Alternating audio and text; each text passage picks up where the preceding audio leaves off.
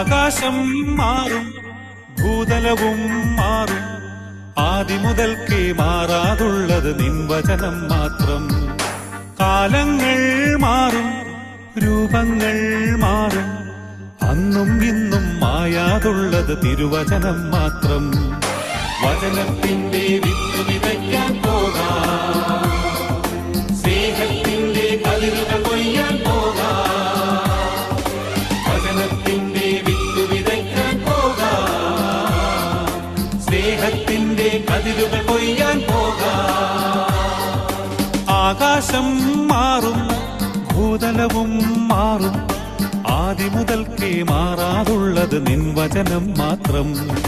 കാലങ്ങൾ മാറും, രൂപങ്ങൾ മാറും, അന്നും ഇന്നും മായാതുള്ളത് തിരുവചനം മാത്രം. ഈശോയിലേറ്റം സ്നേഹം നിറഞ്ഞവരെ, ഇന്നത്തെ ചിന്താവിഷയമായിട്ട് ദൈവം നമുക്ക് നൽകിയ തിരുവചനം സുഭാഷിതം 15:4, അതായത് പ്രോവർബ് ചാപ്റ്റർ 15:4. സദൃശവാക്യം എന്ന് ചില ബുക്കുകളിലുണ്ട്. സദൃശവാക്യം 15:4 ഞാൻ ഇതെല്ലാം പറയുന്നത് നമ്മളെ CSI, മർത്തോമ, ഓർത്തഡോക്സ് എല്ലാം മിക്സ് ആണല്ലോ നമ്മുടെ ധ്യാനം നടക്കുന്നത്. അതുകൊണ്ടാണ് അവരുടെ ബൈബിളിലെ സദൃശവാക്യവും കത്തോലിക്ക ബൈബിളിലെ സുഭാഷിതവും ഇംഗ്ലീഷിൽ വേൾഡ് മൊത്തം പറയുന്നത് പ്രോവർബ് ചാപ്റ്റർ. അത് എല്ലാ ബൈബിളിന്റെ അനുസരിച്ച് പറയുമ്പോൾ പ്രോവർബ് ചാപ്റ്റർ 15:4. സൗമ്യന്റെ വാക്ക് ജീവന്റെ വൃക്ഷമാണ്. വളരെ വളരെ ശ്രദ്ധാപൂർവം സൗമ്യതയോടുകൂടിയുള്ള സംസാരം ജീവന്റെ വൃക്ഷത്തിൽ നിന്ന് ജീവന്റെ ഫലം ഭക്ഷിക്കുന്നതിന് തുല്യമാണ്. ജീവിക്കാൻ പറ്റും. എന്നാൽ വികടമായ വാക്ക് മനസ്സിനെ പിളർക്കുന്നു. ഇന്ന് രണ്ടാം ഭാഗമാണ് ഏറ്റവും കൂടുതൽ ഇന്ന് ലോകത്തെ കണ്ടുവരുന്നത്. ഭാര്യ ഭർത്താവിൻ്റെ ഇടയിലും, മാതാപിതാക്കളും മക്കളും തമ്മിലും, അയൽവക്ക ബന്ധങ്ങളിലും, സമൂഹത്തിലും, നമ്മുടെ പ്രാർത്ഥന കൂട്ടായ്മയെ തന്നെയും ഞാൻ പറയുന്നത് അല്ല, ദൈവത്തിന്റെ ആത്മാവ് പറയുന്നു. ഇന്ന് ഭിന്നിപ്പുണ്ടാക്കുന്നതിന്റെ കാര്യം വികടമായ വാക്കുകൾ ഉപയോഗിക്കുന്നത് കൊണ്ടാണ്. ഇവിടെ എല്ലാ വചനപ്രഘോഷകരും പറഞ്ഞായിരുന്നു, ഹൃദയത്തിൽ നിന്നാണ് അതിരം സംസാരിക്കുന്നത്. അത് സത്യമാണ്. അത് വികടമായ രീതിയിലാണ് സംസാരിക്കുന്നെങ്കിൽ അത് ഭാര്യയെ മുറിപ്പെടുത്തും, മക്കളെ മുറിപ്പെടുത്തും. ഭാര്യയുടെ വാക്ക് ഭർത്താവിനെ മുറിപ്പെടുത്തും. അവിടെ കലഹം സൃഷ്ടിക്കും, തെറിവിളി, ചീത്ത, പിന്നെ കൈകൊണ്ടുള്ള പ്രകരങ്ങളെ, ഇതൊക്കെ ഉണ്ടാകുന്നതിന്റെ കാരണം വികടമായ വാക്കുകളാണ് എന്ന് മനസ്സിലാക്കാം. എന്നാൽ ഈ വിഡ്ഢിത്തരത്തില് ജീവിക്കുന്ന മക്കളെ കൈകാര്യം ചെയ്യേണ്ടത് വേദനിക്കുന്നവരെ, കഷ്ടപ്പെടുന്നവരെ, അതുപോലെ രോഗികളെ, അവർക്കെല്ലാം ആശ്വാസം പകരുന്ന, അവർക്ക് ജീവനിലേക്ക് പ്രവേശിക്കുവാനായിട്ടുള്ള ഒരു ഒറ്റ വാക്ക് മതി ഒരാളുടെ ജീവൻ നശിക്കാനും. ഒറ്റ വാക്ക് മതി ഒരാളെ ആ അവസ്ഥയിൽ നിന്ന് ജീവനിലേക്ക് കൊണ്ടുവരുവാനും. അതിനാണ് ഇവിടെ പറഞ്ഞിരിക്കുന്നത്, സൗമ്യമായ വാക്ക് ജീവന്റെ വൃക്ഷം പോലെയാണ്. അങ്ങനെയുള്ളവരെ ആരെയും കുറ്റപ്പെടുത്തുകയോ ആരുടെ പാവങ്ങളെ കണ്ടിട്ട് നിനക്ക് അങ്ങനെ തന്നെ വരട്ടെ എന്ന് പറയുകയോ അല്ലെങ്കിൽ പരദൂഷണം പറഞ്ഞു വരുത്തുകയോ മറ്റുള്ളവരെ വേദനിപ്പിക്കുകയോ ചെയ്യുകയില്ല. മുറിവേറ്റവരാണ് മറ്റുള്ളവരെ മുറിപ്പെടുത്തുന്നത് എന്ന് അവരുടെ വാക്കില് അത് മൂർച്ചയേറിയതാണെന്നും നമുക്ക് അറിയാൻ സാധിക്കണം. എൻ്റെ ഭർത്താവ് മുറിവേറ്റവനാണെങ്കിൽ, അവന്റെ ജീവിത രീതികളിൽ, അവന്റെ സാഹചര്യങ്ങളില് അവൻ മുറിവേറ്റവനാണെങ്കിൽ, അവനോട് സംസാരിക്കുന്നവരും അവൻ സംസാരിക്കുമ്പോഴും തീർച്ചയായിട്ടും രണ്ട് സൈഡിൽ കൂടെ മുറിവേക്കാനായിട്ട് സാധ്യതയുണ്ട്. അങ്ങനെയാണ് ഇന്നത്തെ മക്കള് വഴിതെറ്റിപ്പോകുന്നതിന്റെ കാരണം. മാതാപിതാക്കളെ തെറ്റുകൾ കാണുമ്പോൾ, അവരുടെ തെറ്റിനെ ശരിയാക്കാൻ പോകുമ്പോൾ ആ വാക്കുകള് സൗമ്യതയില്ലാതെയാണ്, വികടമായ രീതിയിലാണ് സംസാരിക്കുന്നെങ്കിൽ അവരെ നിനക്ക് നഷ്ടപ്പെട്ടു. ഭർത്താവിനെ നിനക്ക് നഷ്ടപ്പെടും, ഭാര്യയെ നിനക്ക് നഷ്ടപ്പെടും, നിന്റെ സഹോദരങ്ങളെ നിനക്ക് നഷ്ടപ്പെടും, നിന്റെ സമൂഹത്തിൽ നിനക്കൊരു വിലയുമില്ല. കാരണം നീ വിഡ്ഢിത്തരം പറഞ്ഞു വരുത്തുന്നവനാണ്. അവനോട് സംസാരിക്കാൻ കൊള്ളത്തില്ല, വികടത്തരവ് പറയത്തുള്ളൂ എന്ന് പറഞ്ഞുകൊണ്ട് അനേകർ നമ്മളിൽ നിന്ന് അകന്നു പോകും. എന്നാൽ സൗമ്യതയോടുകൂടി സംസാരിക്കുന്നതിൻ്റെ അടുക്കൽ നിശ്ചയമായിട്ടും ഉപദേശം തേടി ചെല്ലാം, പ്രബോധനം തേടി ചെല്ലാം. അവൻ്റെ അടുക്കൽ ചെന്ന് പ്രാർത്ഥിക്കാനായിട്ട് നമുക്ക് തോന്നും, പ്രാർത്ഥന പറയാൻ തോന്നും, ആരെയും കുറ്റപ്പെടുത്താതെ. എല്ലാവരും പാപികളാണ് എന്ന് ഇവിടെ പറഞ്ഞല്ലോ. ആരും നീതിവാന്മാരില്ല, എല്ലാവരും പാപം ചെയ്യുന്നുണ്ട്. എന്നാൽ കർത്താവ് പറയുന്ന പാപം രണ്ട് വിധമാണെന്നും പറഞ്ഞിട്ടുണ്ട്. കഠിനകരം മാരകമായ പാപവും ലഘുപാപം എന്ന് നമ്മൾ പറയും. പക്ഷേ ഏതാണേലും പാപം പാപം തന്നെയാണ്. പക്ഷേ ദൈവികമായ മനുഷ്യര് ആരെയും കുറ്റപ്പെടുത്താതെ അവരുടെ വേദനകൾ കേട്ടുകൊണ്ട് അവർക്ക് സമാശ്വാസം പകർന്നു കൊടുക്കുവാൻ ദൈവത്തിന്റെ ആത്മാവ് എൻ്റെ മേലുണ്ട് എന്ന് യേശയ്യാ പ്രവാചകൻ വിളിച്ചു പറയുന്നത് പോലെ കർത്താവിന്റെ ആത്മാവ് എൻ്റെ മേലുണ്ട്. പീഡിതർക്ക് മോചനം കൊടുക്കുവാൻ, ആശ്വാസം കൊടുക്കുവാൻ, സമാധാനമില്ലാത്തവർക്ക്, ബന്ധനത്തിൽ കിടക്കുന്നവർക്ക് മോചനം കൊടുക്കുവാൻ കർത്താവിന്റെ ആത്മാവ് എന്നെ അഭിഷേകം ചെയ്തിരിക്കുന്നു എന്ന് പറയാനുള്ള ആ തൻ്റെ ഇടം നമുക്കുണ്ടാകുന്നത് സൗമ്യമായ വാക്കുകളിൽ കൂടിയാണ്. അതുകൊണ്ടാണല്ലോ പ്രഭാഷകൻ 3:30 പറയുന്നത്. പ്രഭാഷകൻ 3:30 പറയുന്നുണ്ട്, നീ എത്രത്തോളം ഉന്നതനാണോ അത്രത്തോളം നീ വിനീതനാകുക എന്ന് പറയുന്നതിന്റെ കാരണം അതാണ്. നമുക്ക് വിദ്യാഭ്യാസമുണ്ട്, നമുക്ക് ജോലിയുണ്ട്, എല്ലാമുണ്ട്. നമ്മളിൽ തന്നെ ആശ്രയിച്ചുകൊണ്ട് മറ്റുള്ളവരെ തരം താഴ്ത്തി, മറ്റുള്ളവരെ കുറ്റപ്പെടുത്തി ജീവിക്കുമ്പോൾ അവരെ നമുക്ക് നഷ്ടപ്പെടുത്തുകയും നാം പാപത്തിന്റെ വലയിൽ കുറുങ്ങുകയും ചെയ്യുകയാണ്. പലരും രോഗികളായി മാറിയതിനും കാരണം അത് തന്നെയാ. പലരും പ്രഷർ കയറുന്നതിന്റെ കാരണം അവർക്ക് സൗമ്യതയില്ല, സമാധാനത്തോടെ പറയാൻ പറ്റത്തില്ല. ഇന്ന് ഒരു സഹോദരൻ എന്നെ വിളിച്ചു പറഞ്ഞു, ബ്രദറിന്റെ പ്രഷർ ഒന്ന് ചെക്ക് ചെയ്തോന്ന്. ഞാൻ പറഞ്ഞ ചെക്ക് ചെയ്ത് എല്ലാം നോർമലാ. കാരണം എന്താണെന്നറിയോ, പ്രഷർ കയറ്റുന്ന ചില വാക്കുകള്, ചില സംഭവങ്ങളൊക്കെ നടക്കുമ്പോൾ പ്രഷർ ഇല്ലാത്തവനോട് പ്രഷർ കയറും. കാര്യം എന്താ വെച്ചാല് വീടിത്തരം അപ്പോഴാണ് വിളിച്ചു പറയുന്നത്. എന്നാൽ സൗമ്യന്റെ വാക്കുകള് മറ്റുള്ളവരെ ആശ്വാസം പകരുകയും കേൾക്കുന്നവരില് അത് ഇമ്പം ഉണ്ടാകുകയും ചെയ്യും. അവരെയാണ് എല്ലാവരും സമീപിക്കുന്നവര്. അവരെ സമീപിച്ചാൽ നമ്മളെ കുറ്റപ്പെടുത്താതെ നമ്മളെ ആ പാപത്തിൽ നിന്ന്, ആ രോഗത്തിൽ നിന്ന്, ആ തകർച്ചയിൽ നിന്ന് നമ്മളെ വീണ്ടെടുക്കാൻ അവർക്ക് സാധിക്കും. അതാണ് നമ്മൾ മനസ്സിലാക്കേണ്ടത്. പലപ്പോഴും നമുക്കത് സാധിക്കാതെ പോകുന്നതിന്റെ കാരണം ദൈവത്തിന്റെ ആത്മാവിന്റെ പ്രവർത്തനം ഇല്ലാത്തത് കൊണ്ടാണ്. അതുകൊണ്ടാണ് യെശയ്യാ 61:1 പറയുന്നത്. യെശയ്യാ ചാപ്റ്റർ 61:1, ദൈവമായ കർത്താവിന്റെ ആത്മാവ് എൻ്റെ മേലുണ്ട്.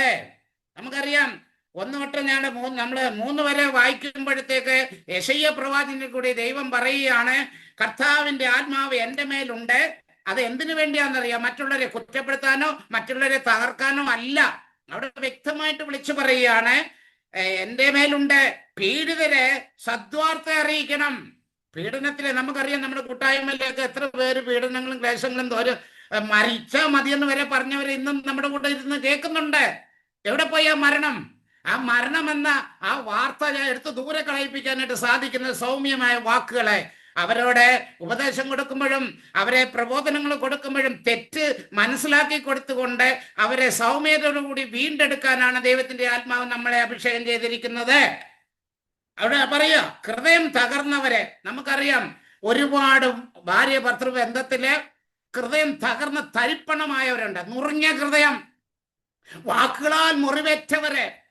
ഒരാശ്വാസ വാക്ക് ഭവനത്തിൽ നിന്നോ മാതാപിതാക്കളിൽ നിന്നോ സഹോദരങ്ങളിൽ നിന്നോ അല്ലെങ്കിൽ ഭർത്താവിൽ നിന്നോ അല്ലെങ്കിൽ ഭാര്യയിൽ നിന്നോ ലഭിക്കാതെ മുറിവേറ്റ് കിടന്ന് വ്രണമായിട്ട് പോകുന്നവരെ, അവരെ കുറ്റപ്പെടുത്താതെ ആ മുറിവുകൾ വെച്ച് കെട്ടുവാനായിട്ടാണ് കർത്താവ് പറയുന്നത്. കർത്താവിന്റെ ആത്മാവുള്ളവൻ ആ മുറിവുകൾ വെച്ച് കെട്ടും. അവന് തോളിലേറ്റിക്കൊണ്ട് നടക്കുമെന്ന് പറഞ്ഞതിന്റെ കാരണം അവരെ വീണ്ടെടുക്കാനുള്ള ആ കഴിവ് പരിശുദ്ധാത്മാവ് പ്രവർത്തിക്കുന്ന വ്യക്തികളിലുണ്ട്. ഹൃദയം തകർന്നവരെ ആശ്വസിപ്പിക്കാനും തടവുകാർക്ക് മോചനം കൊടുക്കാൻ. ആരാണ് തടവുകാര്?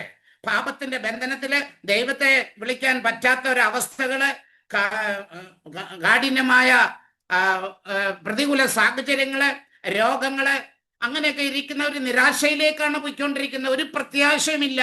എന്നാൽ നമ്മുടെ പ്രാർത്ഥനക്കാരായ നാം അവരെ കണ്ടുമുട്ടുമ്പോൾ ആശ്വാസം പകർന്നു കൊടുക്കുവാൻ, അവരെ ആ ബന്ധനത്തിൽ നിന്ന്, അതാണ് ബന്ധനം. കാര്യം നിരാശ പോവാ. ഒരു ക്യാൻസർ രോഗിക്ക് നിരാശയാ, രക്ഷപ്പെടാൻ സാധ്യതയില്ല, മരണത്തിലേക്ക് പോകുമെന്നുള്ള ഭയം അവരെ പിടികൂടുമ്പോൾ, ഇല്ല, നീ മരിച്ച ലാസറിനെ ഉയർപ്പിച്ച ദൈവം നമ്മുടെ കൂടെ ഉണ്ട്, നിനക്ക് വിടുതൽ കിട്ടും, നിനക്ക് സൗഖ്യം കിട്ടും എന്ന് ഒരു ആശ്വാസം പറഞ്ഞ് അവരെ ആ ബന്ധനത്തിൽ നിന്ന് മോചനം കൊടുക്കുന്ന ഒരു വ്യക്തിയാണ് ദൈവത്തിന്റെ ആത്മീയ പുരുഷൻ എന്ന് പറയുന്നത്. ദൈവത്താൽ അഭിഷേകം, അവരെയാണ് അഭിഷിക്തരെന്ന് പറയുന്നത്. നമ്മളൊക്കെ അഭിഷിക്തരെന്ന് പറയുന്നത് വൈദികരെയും കന്യാസികളെയും ഇവരെല്ലാം നമ്മൾ പറയാം അഭിഷിക്തരാന്ന്. അഭിഷിക്തർ ആരാണ്? ദൈവത്തിന്റെ ആത്മാവിനാൽ നയിക്കപ്പെടുന്നവരാ. ദൈവത്തിന്റെ ആത്മാവിന്റെ ഹിതം മനസ്സിലാക്കി മറ്റുള്ളവരെ രക്ഷയിലേക്ക് കൊണ്ടുവരുന്ന വ്യക്തികളാണ് അഭിഷിക്തര്. അവരെ തൊട്ടു പോകരുത്, അവരെ തൊട്ടാല് വിവരം അറിയും. അതുകൊണ്ട് അവർക്ക് യാതൊരു ദോഷം ചെയ്യാൻ പാടില്ല, അവർക്കെതിരായിട്ട് ഒരു വാക്കുപോലും ഉച്ചരിക്കാൻ പാടില്ല. ദൈവമായ കർത്താവ് നിന്റെ അപ്പമാന്ന് താങ്ങെടുത്ത് ദൂരെ കളയുമെന്ന് നമ്മൾ വായിച്ചു കേട്ട 105 സങ്കീർത്തനത്തിലെ 15 വചനത്തിലെ 12 വചനത്തില്. അതുകൊണ്ട് പ്രിയമുള്ളവരെ, ദൈവസന്നിധിയിൽ നമ്മൾ എപ്പോഴും ഒന്ന് ഓർക്കേണ്ട ഒരു കാര്യമുണ്ട്. ദൈവത്തിന്റെ ആത്മാവിന്റെ പ്രവർത്തനം നിന്നിലുണ്ടെങ്കിൽ നിനക്ക് ആ ആത്മീയ ഫലങ്ങളെ നിന്നെ തീർച്ചയായിട്ടും ഉണ്ടാകും. സമാധാനം, സന്തോഷം. ഗലാത്യക്കാർക്ക് എഴുതിയ ലേഖനം 5-ാം അധ്യായത്തിലെ 22-ാമത്തെ വചനത്തിൽ പറയുന്നുണ്ടല്ലോ. 23-ലാണ് സൗമ്യത പറയുന്നത്, 23-ാമത്തെ വചനത്തിലാണ് സൗമ്യത പറയുന്നത്. അപ്പൊ ഇവിടെ എന്തിനാണ് നമ്മളെ ദൈവം അഭിഷേകം ചെയ്തിരിക്കുന്നത്? ഹൃദയം തകർന്നവരെ ആശ്വസിപ്പിക്കാനും, തടവുകാർക്ക് മോചനം കൊടുക്കുവാനും, ബന്ധിതർക്ക് സ്വാതന്ത്ര്യം പ്രഖ്യാപിക്കാനും. അപ്പൊ ഈ മേഖലകളെല്ലാം നമ്മളെ കൈകാര്യം ചെയ്യേണ്ടിയവരാണ് നമ്മളെ. ഒരുപക്ഷെ നമ്മുടെ മക്കൾ ബന്ധനത്തിൽ കിടക്കുകയാണെങ്കിൽ, അവർ തടവിലാണ്, ഏതെങ്കിലും ചിലപ്പം പ്രേമബന്ധമായിരിക്കും, അതൊരു ബന്ധനമായിരിക്കും, ഒരു തടവിലായിരിക്കും, അവരെ ഭീഷണി കൊണ്ടായിരിക്കാം. അതുപോലെ ഏത് അവസ്ഥയിലാണേലും ദൈവത്തിന്റെ ആത്മാവുള്ളവൻ നല്ല പ്രബോധനം കൊടുത്ത്, നല്ല ഉപദേശം കൊടുത്ത്, ആശ്വാസം കൊടുത്ത് ആ ബന്ധനത്തിൽ നിന്ന് അവരെ വിടുവിക്കാനായിട്ട് ആ വ്യക്തിക്ക് സാധിക്കും. കാര്യം പരിശുദ്ധാത്മാവിന്റെ സഹായത്താൽ ഇതെല്ലാം നടക്കുകയും ചെയ്യും. ഒരുപാട് മക്കളെ, ഇത്രയും വർഷമായിട്ട് ഒരുപാട് മക്കളെ ദൈവം എന്നിൽ കൂടി വിടുതൽ കൊടുപ്പിക്കുന്നതിന്റെ കാരണം, സൗഖ്യപ്പെടുത്തുന്നതിന്റെ കാരണം, മോചനം കൊടുക്കുന്നതിന്റെ കാരണം, ബന്ധനത്തിൽ നിന്ന് ബന്ധനം അഴിക്കുന്നതിന്റെ കാരണം, പല കുടുംബങ്ങളിലും ബന്ധനങ്ങളാ. പാപത്തിന്റെ, ശാപത്തിന്റെ, സ്ഥലത്തിന്റെ, വീടിന്റെ. അപ്പം വീടുകളിലൊക്കെ പോയി അതാണ് പ്രാർത്ഥിച്ചിട്ട് ബന്ധനങ്ങളെ അഴിക്കുവാൻ ദൈവം നമുക്ക് അധികാരം തന്നെ. നീ കെട്ടുന്നതൊക്കെയും ഭൂമിയിൽ കെട്ടപ്പെടും, സ്വർഗത്തിൽ കെട്ടപ്പെടും. നീ ഭൂമിയിൽ അഴിക്കുന്നതൊക്കെ സ്വർഗത്തിൽ അഴിക്കപ്പെടുമെന്ന് ദൈവ ശുശ്രൂഷകളോട് ദൈവം കൊടുത്തേക്കുന്ന അധികാരമാണ്. അഴിക്കാനും ബന്ധിക്കാനും നമുക്ക് അധികാരമുണ്ട്. ആ അഴിച്ച ദുഷ്ടപിശാചിനെ ബന്ധിച്ച് ദൈവത്തിന്റെ കരങ്ങളിലേക്ക് ഏൽപ്പിക്കാൻ മിഖായേൽ എപ്പോഴും നമ്മുടെ കൂടെയുണ്ട്. അതുകൊണ്ട് ഇവിടെ അടുത്ത പറയുകയാണ്, കർത്താവിന്റെ കൃപാവത്സരം നമ്മുടെ ദൈവത്തിന്റെ പ്രതികാര ദിനം പ്രഘോഷിക്കാനും വിലപിക്കുന്നവർക്ക് സമാശ്വാസം നൽകാനും എന്നെ അയച്ചിരിക്കുന്നു. ഇതായിരിക്കണം യഥാർത്ഥമായ ഒരു ശുശ്രൂഷകൻ, യഥാർത്ഥമായ ഒരു പ്രാർത്ഥനക്കാരൻ. ഇങ്ങനെയുള്ളവർക്ക് മോചനം കൊടുത്തുകൊണ്ട് വരുന്ന വ്യക്തികളെ നമ്മളെ ഒന്നും പറയാൻ പാടില്ല. അടുത്ത വചനം പറയാ, വ്യക്തമായിട്ട് വിളിച്ചു പറയുന്നതാ. സുഭാഷിതം 15-ാം അധ്യായത്തിൽ 4-ാമത്തെ വചനമാണ് നമ്മുടെ തീമെങ്കിൽ, വിഘടത്തരത്തിന്റെ കാര്യത്തെ പറ്റി നമുക്ക് വേറൊരു ദിവസം എടുക്കാം. ഇപ്പോൾ നമ്മൾ സൗമ്യതയെ കുറിച്ചാണ് എടുക്കുന്നത്. ആത്മീയ ഫലങ്ങളിൽ ഒന്നാണ് സൗമ്യത. ആത്മീയ ഫലങ്ങൾ നമുക്കറിയാം 9 ഉള്ളതിലെ അതിലെ ഒന്ന് സൗമ്യതയാണ്. ഈ സൗമ്യത നമ്മൾ കൈവെടിയരുത്. ഗലാത്യക്കാർക്ക് എഴുതിയ ലേഖനം 6-ാം അധ്യായത്തിലെ 1-2 വചനത്തില് പറയുമ്പോൾ അവിടെ വ്യക്തമായിട്ട് വിളിച്ചു പറയുക, സഹോദരരെ, ഒരുവൻ എന്തെങ്കിലും തെറ്റിൽ അകപ്പെട്ടാൽ ആത്മീയരായ നിങ്ങൾ സൗമ്യതയോടുകൂടെ അവനെ വീണ്ടെടുക്കണം. ഭാര്യയായിരിക്കാം, മക്കളായിരിക്കാം, സഹോദരങ്ങളായിരിക്കാം, നമ്മുടെ കൂട്ടുകാരായിരിക്കാം, നമ്മുടെ കൂട്ടായ്മയിലുള്ളവരായിരിക്കാം. ആപത്തും അപകടങ്ങളും അല്ലെങ്കിൽ ബന്ധനങ്ങളും തടവറയിലും ഒക്കെ ഒരുപാട് മക്കളുണ്ട്. നമുക്കറിയാം, ഞാൻ ജയിലറുകളിലൊക്കെ പോകുന്നത് അത് തന്നെയല്ല തടവറ. ചില ഭാര്യമാരെ തടവിലാക്കിയിരിക്കുക ഭർത്താക്കന്മാരെ. അങ്ങോട്ട് പോകരുത്, ഇങ്ങോട്ട് പോകരുത്, പ്രാർത്ഥിക്കരുത്, പള്ളിയിൽ പോകരുത്.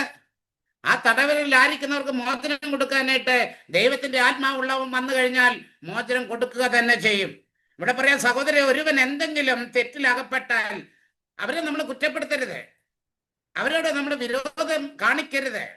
അവരോട് സൗമ്യതയോടുകൂടി, മദ്യപാനി ആയിക്കോട്ടെ, ദേഷ്യമുള്ളവനായിക്കോട്ടെ, അപ്പൊ അവരെ സൗമ്യത, മക്കളെ മക്കളെയും സൗമ്യതയോടു കൂടി വീണ്ടെടുക്കാൻ നോക്കണം. നമ്മളോ തെറ്റ് കാണിച്ചാൽ അവരെ ചവിട്ടി അരച്ച് അവരെ കുറ്റപ്പെടുത്തി അവരുടെ ഉള്ള നന്മയും കൂടെ ഇല്ലാതാക്കിക്കൊണ്ട് നമ്മൾ പോകുമ്പോൾ അവരെ നമുക്ക് നഷ്ടപ്പെടുകയാണ് ചെയ്യുന്നത്. അങ്ങനെയാണ് വിവാഹബന്ധം ഒരുപാട് വേർപെടുന്നത്. മക്കൾ വഷളായി കൂട്ടുകെട്ടിൽ അകപ്പെട്ട് താന്തോന്നികളായി ജീവിക്കുന്നത് അങ്ങനെയുള്ളവരാ. അതുകൊണ്ടാണ് കർത്താവ് പറഞ്ഞേക്കുന്നത്, ആത്മരായ നിങ്ങൾ സൗമ്യതയോടുകൂടി അവരെ വീണ്ടെടുക്കുവിൻ, നിങ്ങളും പ്രലോഭിതരാകരുത്. അത് വളരെ ശ്രദ്ധിക്കണം. മറ്റുള്ളവരെ വീണ്ടെടുക്കാൻ പോകുന്നവൻ അവരുടെ വാക്ക് കേൾക്കുമ്പോഴും ചിലപ്പോൾ ഒരു പക്ഷേ ഞാനും പോൾ ബ്രദറും ഒക്കെ ഇങ്ങനെയുള്ള ശുശ്രൂഷകളിൽ ആശ്രമത്തിലൊക്കെ ശുശ്രൂഷ ചെയ്യുമ്പോൾ വയലന്റ് ആയിട്ടുള്ളവരുണ്ട്. ഭ്രാന്തമാരെയൊക്കെ ധ്യാനിപ്പിക്കുന്നതല്ലേ ഞങ്ങളെ. അതിൻ്റെയൊക്കെ കഴിവെന്താ? ഒരു പക്ഷെ അവര് ഭ്രാന്തരാന്നുള്ള വിവരം നമുക്കറിയണം. അവർ ചിലപ്പോൾ ഒരു പക്ഷെ നമ്മളെ ഉപദ്രവിച്ചെന്ന് വരാം, അവർ തെറി വിളിച്ചെന്ന് പറയാം, കാർക്കിച്ച് തുപ്പിയെന്ന് വരാം. അവരുടെ ആ ജീവിത സാഹചര്യങ്ങളിൽ അന്ന് സംഭവിച്ച കാര്യങ്ങളിൽ മാനസിക നില തെറ്റിപ്പോയത് കൊണ്ട് അവരെ ഇവിടെ കൺമുമ്പിൽ വരുന്നവരെയൊക്കെ അവരങ്ങനെയൊക്കെ ചെയ്തെടുക്കുകയും ചെയ്യും. പക്ഷേ നമുക്ക് നല്ല ബോധ്യം വേണം, അവനെ വീണ്ടെടുക്കണം. അവരോട് സൗമ്യതയോടുകൂടി സംസാരിച്ചാൽ മതി. ഭ്രാന്തന്മാരെ ധ്യാനിപ്പിക്കുമ്പോൾ എപ്പോഴും ഞാൻ അങ്ങനെ IMS ധ്യാനിപ്പിക്കുന്നുണ്ട്. അവിടെ മരിയ ഭവൻ ഇങ്ങനെ 3-4 മാനസികാശ്രമം IMS പ്രശാന്തച്ചന്റെ കീഴിൽ നടത്തുന്നുണ്ട്. IMS ധ്യാനകേന്ദ്രത്തിന്റെ 10 മിനിറ്റ് മാറി അങ്ങോട്ടും ഇങ്ങോട്ടും ദൂരത്താ. അവിടെ എല്ലാം ധ്യാനിപ്പിക്കുന്നത് ഞാനാ. പക്ഷേ ഡോക്ടർമാർ വരെ പറയുന്നുണ്ട്, ബ്രദർ വന്ന് കയറി കഴിഞ്ഞാൽ, സ്റ്റേജിൽ കയറി കഴിഞ്ഞാൽ വയലന്റ് ആകുന്നവർ വരെ ഇപ്പോൾ സമാധാനത്തോടെ ഇരിക്കും. ബ്രദർ ചോദിക്കുന്നതിനെല്ലാം അവർക്ക് ഉത്തരം കൊടുക്കും. ബ്രദറിനെ അവർക്ക് ഭയങ്കര ഇഷ്ടം. ബ്രദറാ വരുന്നെന്ന് പറയുമ്പോൾ അവർ കൈകൊട്ടി സന്തോഷിക്കുന്ന കാണാം. മാനസിക രോഗിയുണ്ട്. പക്ഷെ അല്ലാത്ത പരിഭ്രാന്തരായ നമ്മളുണ്ട്. ജോർജ് ബ്രദർ വന്നു കഴിഞ്ഞാൽ മുഖത്തടിച്ച് പറയും, അല്ലെങ്കിൽ പുള്ളിയോട് എന്തെങ്കിലും പറഞ്ഞാൽ അങ്ങനെ അല്ല, തെറ്റുകളെയാണ്. നിങ്ങളുടെ ഇടയിൽ പ്രവർത്തിക്കുന്ന ദുഷ്ടാത്മാക്കളോടാണ് ഞാൻ പോരാടുന്നത്, നിങ്ങളോടല്ല. പലപ്പോഴും ഞാൻ സംസാരിക്കുമ്പോൾ ദേഷ്യം കയറുന്നത് നിങ്ങളോടല്ല, നിങ്ങളിൽ പ്രവർത്തിക്കുന്ന ദുഷ്ടരുവികളോടാ. അപ്പോൾ ആ ദുഷ്ടരുവി വിട്ടുപോകും. പറഞ്ഞില്ലേ, മാംസരക്തങ്ങളോടല്ല, ആധിപത്യങ്ങളോടും നമ്മുടെ ഇടയിൽ പ്രവർത്തിക്കുന്ന ദുഷ്ടാത്മാക്കളോടുമാണ് ഞാൻ പോരാടേണ്ടത്. അതുകൊണ്ട് ഒരുപക്ഷെ വിഘടിത്തരം കാണിക്കുന്നവർക്ക് തോന്നും അവരെയാണ് ശാസിക്കുന്നത്, അവരെയാണ് വഴക്കുണ്ടാക്കുന്നത്, അവരെയാണ് കുറ്റപ്പെടുന്നത്. അല്ല, അവരിൽ പ്രവർത്തിക്കുന്ന ദുഷ്ടശക്തികളെ അട്ടിപ്പായിക്കണം. അവർ ബന്ധനത്തിലാണ്, അവരെയാണ് നമുക്ക് വീണ്ടെടുക്കേണ്ടത്. അതുകൊണ്ട് നിങ്ങൾ പ്രലോഭിതരാകാതിരിക്കാൻ ശ്രദ്ധിക്കണം. നമ്മുടെ എന്തെങ്കിലും കാര്യങ്ങൾ സംസാരിച്ച് അവരുടെ വാക്ക് വീടിത്തരം പറയുമ്പോൾ നമുക്ക് ദേഷ്യം കയറും, നമ്മളും പ്രലോഭനത്തിലാകപ്പെടും. അപ്പൊ അവരും നമ്മളും തമ്മിൽ എന്താ ബന്ധം? ഭർത്താവിന്റെ വാക്ക് കേട്ട് ഭാര്യ വീടിത്തരം കാണിക്കരുത്. ആ ഭർത്താവ് വീടിത്തരം കാണിക്കുമ്പോൾ നമ്മളും അതുപോലെ കാണിക്കാനല്ല പറഞ്ഞേക്കുന്നത്. നമ്മൾ സൗമ്യതയോടുകൂടി അവരുടെ മുമ്പിൽ നിന്ന് അതവരെ വീണ്ടെടുക്കാൻ പരിശ്രമിക്കുക. ആ വഴക്ക് എരുതിയിൽ എണ്ണ ഒഴിക്കുന്ന രീതി ആകരുത് എന്നാ പറഞ്ഞത്. കുഞ്ഞുങ്ങൾ തെറ്റ് ചെയ്യുമ്പോൾ അവരെ സ്നേഹത്തോടു കൂടി അവരെ ശാസിക്കാം. സ്നേഹത്തോടു കൂടി ആയിരിക്കണം. എൻ്റെ മോനെ അങ്ങനെ ചെയ്ത ഇങ്ങനെ വരൂടാ, അങ്ങനെ ചെയ്യരുതടാ കേട്ടോ എന്നൊക്കെ പറഞ്ഞ് അവരെ സൗമ്യതയോടു കൂടി വീണ്ടെടുത്താൽ അവര് നല്ല മക്കളായിട്ട് മാറും. പക്ഷെ അവരെ കുറ്റപ്പെടുത്തി, അവരെ വഴക്ക് പറഞ്ഞ്, അവരെ കണ്ടമാനം അടിച്ച് ഒക്കെ ചെയ്യുമ്പോൾ അവർക്ക് നമ്മളെ വെറുക്കും, നമുക്ക് അവരെ നഷ്ടപ്പെടുകയും ചെയ്യും. അങ്ങനെ ചെയ്യരുത്. ഭാര്യ ഭർത്തൃ ബന്ധത്തിൽ ഇതാണ് ഏറ്റവും കൂടുതൽ മുറിപ്പെടുത്തുന്നത്. വിഘടിത്തരം കാണിക്കുന്നതുകൊണ്ടാണ് ഇന്ന് വിവാഹബന്ധം വേർപെട്ട് ഭാര്യ ഭർത്താവുമായിട്ട് ബന്ധങ്ങളില്ലാതെ ഡിവോഴ്സ് കേസുകൾ നടക്കുന്നത്.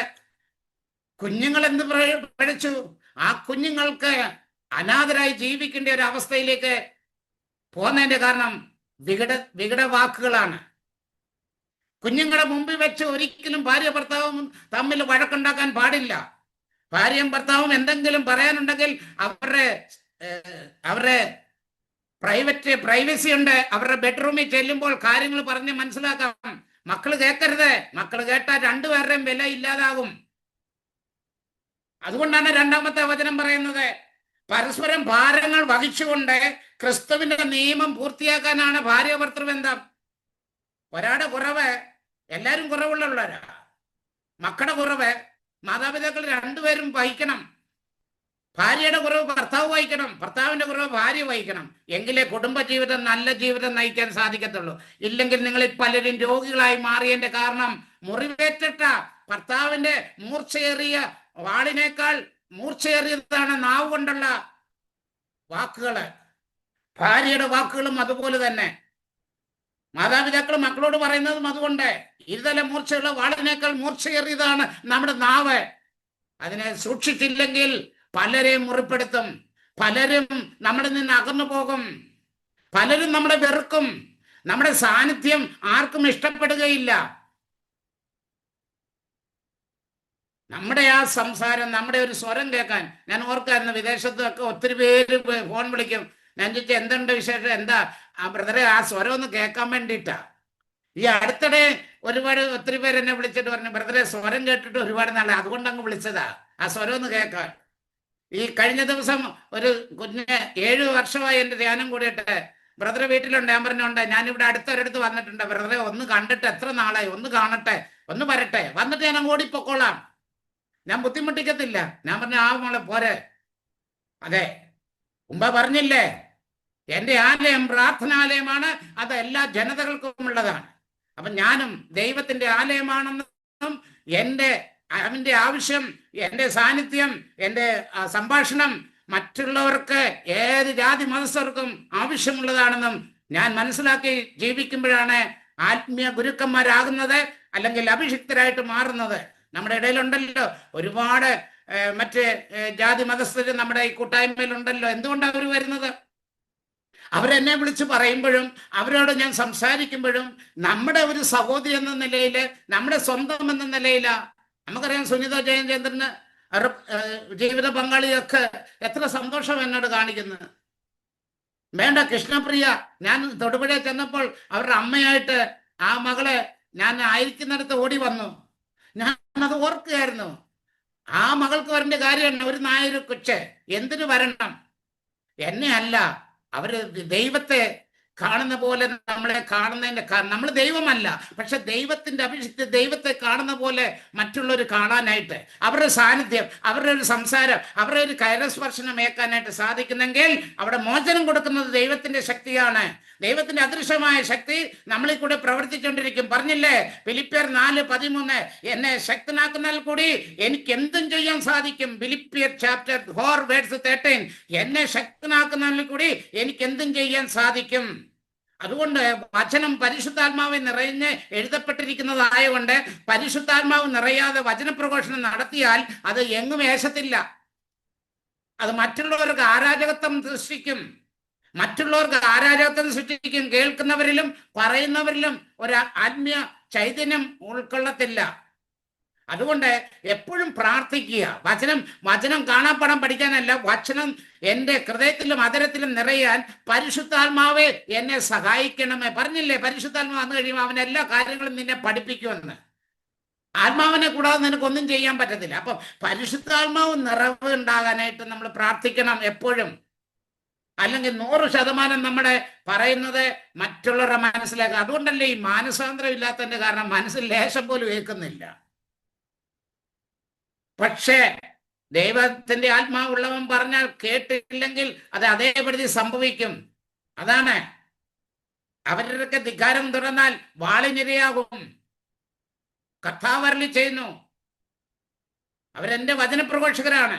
അവരുടെ അതരത്തിൽ നിന്ന് വരുന്ന വാക്കുകൾ എൻ്റെ വാക്കുകളാണ്. അതൊരിക്കലും തിരിച്ചെന്നിലേക്ക് വരുത്തില്ല. യെശയ്യാ 55 10 മുതൽ 12 വരെയുള്ള വചനം പറയുന്നുണ്ട്. അത് ഒരിക്കലും തിരിച്ചു വരത്തില്ല. ആകാശം ഭൂമിയേക്കാൾ ഉന്നതത്തിൽ നിൽക്കുന്നത് പോലെ എൻ്റെ ചിന്തകളും എൻ്റെ പദ്ധതികളും ഒക്കെ അതുപോലെ ഉയർച്ചയുള്ളതാണ്. അവിടെ അങ്ങ് എത്തിപ്പിടിക്കാൻ മനുഷ്യവർഗത്തിന് സാധിക്കത്തില്ല. അതുപോലെ തന്നെ എൻ്റെ അതരങ്ങളിൽ നിന്ന് വാക്കുകളും അതുപോലെ തന്നെ അത് ഫലം പ്രകടിപ്പിക്കാതെ തിരിച്ച് എന്നിലേക്ക് വരുത്തില്ല. ആകാശത്ത് മഴയും മഞ്ഞും വീഴുന്നു. യെശയ്യാ 55 10 മുതൽ 12 വരെ പറയുന്നു. അത് ഭൂമിയെ നനച്ച് ഭക്ഷിക്കാനായിട്ട് ആഹാരത്തിനും അടുത്ത വർഷം വിതയ്ക്കാൻ വിത്തിനും അത് ഫലം തരുന്നത് പോലെ എൻ്റെ അതരത്തിൽ നിന്ന് വരുന്ന വാക്കുകളും അതുപോലെ തന്നെ ഫലം പുറപ്പെടുവിക്കാതെ തിരിച്ചെനിലേക്ക് വരുത്തില്ല. അപ്പോൾ അത്തിവൃക്ഷങ്ങളും കാട്ടുമരങ്ങളൊക്കെ ആർത്ത് ഉല്ലസിക്കും. അതുകൊണ്ട് പ്രിയമുള്ളവരെ, ദൈവസന്നിധിയിലെ നാം കേൾക്കുന്ന വചനങ്ങൾ നമ്മളിൽ അത് ഔഷധമായി, നമ്മളിൽ അത് മാനസാന്തരമായി, നമ്മളിൽ അത് സൗഖ്യമായിട്ട് കടന്നു വരണമെങ്കിൽ ഞാൻ പരിശുദ്ധാത്മാവിൽ നിറഞ്ഞ് പ്രാർത്ഥനാപൂർവം ദൈവവചനം കേൾക്കാനായിട്ട് പരിശ്രമിക്കുമ്പോൾ നിന്റെ നിയോഗങ്ങളെ, നിന്റെ ആവശ്യങ്ങളെ ദൈവം തമ്പുരാൻ അറിഞ്ഞ് നിന്റെ അരികത്ത് വന്ന് ദൈവം തമ്പുരാൻ അത് സാധിച്ചു തരും. പറഞ്ഞില്ലേ, എന്നെ വിളിച്ചപ്പോഴേക്കും ഞാൻ ഓടി നിന്റെ അരികിലെത്തും. നീ ഒന്ന് കരഞ്ഞാൽ നിന്റെ കണ്ണീര് തുടയ്ക്കും ഞാൻ. അപ്പൊ ആ ഒരു ദൈവത്തിനെയാണ് നമ്മൾ വിളിച്ചപേക്ഷിക്കുന്നത്. അതുകൊണ്ട് ഇവിടെ വ്യക്തമായിട്ട് പറയാ, ഗലാത്യ 6-ാമത്തെ വചനത്തിൽ ഇതാ പറഞ്ഞ, സഹോദരി, ഒരുവൻ എന്തെങ്കിലും തെറ്റിലകപ്പെട്ടാൽ ഇന്നു മുതൽ നമ്മൾ മറ്റുള്ളവരെ സൗമ്യതയോടുകൂടി എല്ലാ കാര്യങ്ങളും കൈകാര്യം ചെയ്യാൻ പഠിച്ചാലേ നമ്മൾ ഭൂമിയെ പോലും അവകാശമാക്കുമെന്നാ പറയുന്നത്. പ്രഭാഷകന്റെ പുസ്തകം 3-ാമത്തെയും 17-ാമത്തെ വചനത്തിലേക്ക് പോകുമ്പോൾ അവിടെ കാണാൻ സാധിക്കും. പ്രഭാഷകൻ സിറാഖ് ചാപ്റ്റർ 3 വേഴ്സ് 17 പറയുകയാണ്, മകനെ, സൗമ്യതയോടുകൂടി കർത്തവ്യങ്ങളെല്ലാം അനുഷ്ഠിക്കുക. നമ്മളെ പരമേൽപ്പിച്ചേക്കുന്ന ജോലി പോലും. ഇപ്പൊ നമ്മൾ മരുന്ന് കഴിക്കുന്നവരാണല്ലോ, മരുന്ന് കഴിക്കാനായിട്ട് ഒരുപാട് ഒടുക്കലത്തെ മരുന്ന് ഒരുപാട് ഇത് മതി, തിന്നു ഞാൻ മടുത്തു. സൗമ്യതയില്ല. നമ്മളെ അത് അനുഷ്ഠിക്കണം. ഡോക്ടറെ വേണ്ടാന്ന് പറഞ്ഞിട്ടില്ല, മരുന്ന് വേണ്ടാന്ന് പറഞ്ഞിട്ടില്ല. അതുകൊണ്ട് പറയാം, മകനെ, സൗമ്യതയോടുകൂടെ കർത്തവ്യങ്ങളെല്ലാം, അതായത് എന്നെ പരമേൽപ്പിച്ചേക്കുന്ന എല്ലാ കാര്യങ്ങളും അനുഷ്ഠിക്കുക. തീരെ നിസാര, മരുന്ന് കഴിക്കുന്ന പോലും നമ്മൾ വെറുപ്പോടെയാ. പിന്നെ എങ്ങനെയാണ് ആ മരുന്ന് നമുക്ക് സൗഖ്യം തരുന്നത്? ചഞ്ചലഹൃദയരാ. അതുകൊണ്ട് നമുക്ക് സൗഖ്യപ്പെടണമെങ്കിൽ എല്ലാ കർത്തവ്യങ്ങളെ എന്ന് വെച്ചാൽ ദൈവം നമ്മളെ പരമേൽപ്പിച്ചേക്കുന്ന എല്ലാ പ്രവൃത്തികളും അത് സൗമ്യതയോടുകൂടി ചെയ്താൽ, ആഹാരം വെക്കുമ്പോൾ പോലും പെറുപെടുത്തോട്ടെ, ആഹാരം കഴിക്കുന്നവന് പോലും വയറ്റുവേദന ഉണ്ടാകുന്ന രോഗം പിടിക്കും. ഒരമ്മ അടുക്കളയിൽ കയറി പിറുപിറുത്തോണ്ടാണ് എല്ലാം ചെയ്യുന്നെങ്കിൽ ആ പിറുപിറുപ്പ് ആ ആഹാരത്തിലും ആ കറിയിലും ഒക്കെ വിടും. അത് ഭക്ഷിക്കുന്നതിനൊക്കെ പ്രശ്നങ്ങളായിരിക്കും. പിറുപിറുക്കാത്ത ഭർത്താവ് പിന്നെ പിറുപിറുക്കാൻ തുടങ്ങും. അയ്യോ എനിക്ക് വയ്യ, നടുവേദന എടുക്കുന്നു എന്ന് പറഞ്ഞാൽ അത് അങ്ങനെ ഭക്ഷണം ഉണ്ടാക്കി കൊടുക്കുമ്പോൾ ആ ഭക്ഷണത്തിൽ വരെ നടുവേദനയുടെ ഒരു ചൈതന്യം കിടക്കും. അത് കഴിക്കുന്നവന് നടുവേദന ഇല്ലെങ്കിൽ നടുവേദന ഉണ്ടാകും. അതുകൊണ്ട് എല്ലാ കർത്തവ്യങ്ങളും സൗമ്യതയോടുകൂടി അനുഷ്ഠിക്കുക. ദൈവം എന്നെ പരമേൽപ്പിച്ചതാണ്. പെറുവിറുപ്പ് കൂടാതെ എല്ലാ കാര്യങ്ങളും ചെയ്യാനാണ് ബൈബിൾ പഠിപ്പിക്കുന്നത്. അതുകൊണ്ട് കർത്താവിന്റെ സന്നിധിയില് അപ്പോൾ കർത്താവിന്റെ കൃപയ്ക്ക് നീ പാത്രമാകും. 19-ാമത്തെ വചനം പറയാം, അപ്പോൾ എപ്പോൾ ഈ കർത്തവ്യങ്ങളെല്ലാം നീ സൗമ്യതയോടുകൂടി ചെയ്യുമ്പോൾ, അപ്പോൾ അതാണ് അപ്പോൾ കർത്താവിന്റെ കൃപയ്ക്ക് നീ പാത്രമാകും. കർത്താവിന്റെ ശക്തി വലുതാണ്. വിനീതർ അവിടുത്തെ മഹത്വപ്പെടുത്തുന്നു. കണ്ടോ? അപ്പം കർത്താവിന്റെ കൃപയ്ക്ക് പാത്രമാകണമെങ്കിൽ ദൈവത്തിന് എന്നെ പരമേൽപ്പിച്ചത് ഞാൻ പെറുവിറുപ്പ് കൂടാതെ സൗമ്യതയോടെ. ഇനി മരുന്ന് കഴിക്കണോ? പെറുവിറുപ്പ് കൂടാതെ ഒന്ന് കഴിച്ചു നോക്കിക്കേ. ആ മരുന്നിനെ എടുത്തിട്ട് ആശീർവദിച്ച് ദൈവത്തെ മഹത്വപ്പെടുത്തി, കർത്താവെ, ഈ മരുന്ന് ഉണ്ടാക്കിയവരിലും ഈ മരുന്ന് തന്നവരിലും ഭക്ഷിക്കാൻ പോകുന്ന എന്നിലും ഉള്ള രോഗങ്ങളെ സൗഖ്യപ്പെടുത്താൻ അങ്ങേക്ക് സാധിക്കുമല്ലോ എന്ന് പറഞ്ഞ് കർത്തവ്യങ്ങളെ പ്രാർത്ഥിച്ച് ഒരു ഗ്ലാസ് വെള്ളം കുടിച്ചാൽ പോലും അത് ഔഷധമായിട്ട് മാറും. കർത്താവ് പറഞ്ഞില്ലേ, ഞാൻ നിന്റെ ഭക്ഷണത്തെയും പാനീയത്തെയും ആശീർവദിക്കുമെന്ന്. അതുപോലെ നമ്മൾ ഭക്ഷിക്കുന്ന ആഹാരത്തെയും പാനീയത്തെയും മരുന്നിനെ എല്ലാം ഒന്ന് ആശീർവദിച്ച് നമ്മുടെ മക്കളെ അരികത്ത് വിളിച്ച് കരങ്ങൾ വെച്ച് പ്രാർത്ഥിച്ച് ജോബ് ചെയ്തതുപോലെ അവർ പാപം ചെയ്തിട്ടുണ്ടെങ്കിൽ പാപത്തിന് പരിഹാരം അവരെ വിളിച്ച് ഒന്ന് പ്രാർത്ഥിച്ച് വിടാമെങ്കിലേ നിശ്ചയമായിട്ടും അന്ന് ചെയ്ത പാപത്തിന് പരിഹാരം നമ്മുടെ ദൈവസന്നിധി സമർപ്പിച്ചു കഴിഞ്ഞു. നീ ആശീർവദിക്കുന്നത് ദൈവം തമ്പുരാൻ അത് അനുഗ്രഹിക്കും.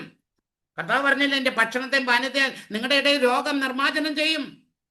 ഭക്ഷണവും പാനീയവും ഒക്കെ നമ്മൾ ആശീർവദിച്ച് പ്രാർത്ഥിച്ചു കൂടി അങ്ങോട്ട് ചെന്നിട്ട് ബിളബിളാന്ന് എടുത്തിട്ട് കുടിക്കരുത്.